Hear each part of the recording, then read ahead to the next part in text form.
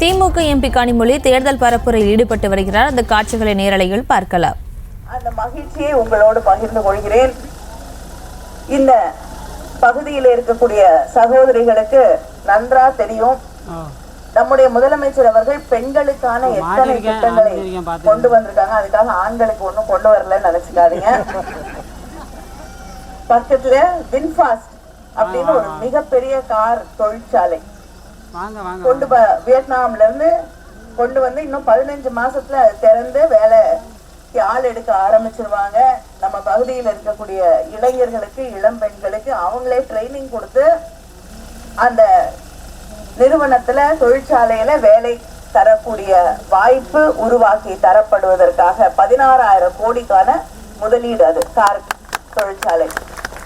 அது மட்டும் இல்லாம டைடல் பார்க், அது இங்க பாதி கட்டி முடிச்சுட்டாங்க. விரைவிலே அதுவும் திறக்கப்படும் என்பதை நான் மகிழ்ச்சியோடு தெரிவித்துக் கொள்கிறேன். இங்க இருக்கக்கூடிய சகோதரிகளுக்கு மாதம் 1000 ரூபாய் மகளிருக்கான கலைஞர் உதவி தொகை வழங்கப்படுகிறது. தமிழ்நாடு முழுவதும் 1,15,00,000 பேருக்கு அந்த மகளிர் உதவி தொகை கொடுக்கப்படுகிறது மாதம் மாதம். சில பேருக்கு அது வராமல் இருக்கலாம், நிச்சயமா தேர்தலுக்கு பிறகு அது வழங்கப்படும் என்பதை நான் மகிழ்ச்சியோடு தெரிவித்துக் கொள்கிறேன்.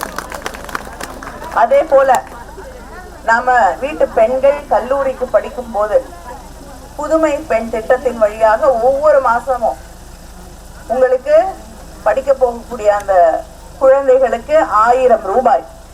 அதே போல பெண்களுக்கு மட்டும்தான் படிக்கிறதுக்கு வாய்ப்பு கொடுப்பீங்களா அப்படின்னு கேட்பீங்கன்னு தெரியும். அதனால்தான் நம்ம முதலமைச்சர் அவர்கள் தமிழ் புதல்வன் என்ற அந்த திட்டத்தின் வழியாக கல்லூரியில போய், காலேஜ்ல போய் படிக்கக்கூடிய நம்ம வீட்டு இளைஞர்களுக்கு தமிழ் புதல்வன் என்ற திட்டத்தின் வழியாக மாதம் 1000 ரூபாய் வழங்கப்படும் என்று அறிவித்திருக்கிறார்கள். இந்த ஆட்சி ஆண், பெண், ஜாதி, மதம் என்ற எந்த வேறுபாட்டையும் பார்க்காத ஆட்சி நம்முடைய முதலமைச்சர் ஆட்சி, திராவிட முன்னேற்ற கழக ஆட்சி. ஆனா மதத்தை வச்சு மட்டுமே அரசியல் செய்து கொண்டிருக்கக்கூடிய யாரு? அவர் எதை சொன்னாலும் செய்ய மாட்டார். அது ஒரு நல்ல பழக்கம் அவர்கிட்ட இருக்கு. எந்த வாக்குறுதி கொடுத்தாலும் நிறைவேற்ற மாட்டார். 15 லட்சம் ரூபாய் கொடுக்குறேன்னாரு. எல்லாருடைய பேங்க் அக்கௌண்ட்லயும் 15 லட்சம் ரூபாய் வெளிநாட்டுல இருக்கக்கூடிய பணம் கொண்டு வந்து உங்களுக்கு கொடுக்கப்படும்.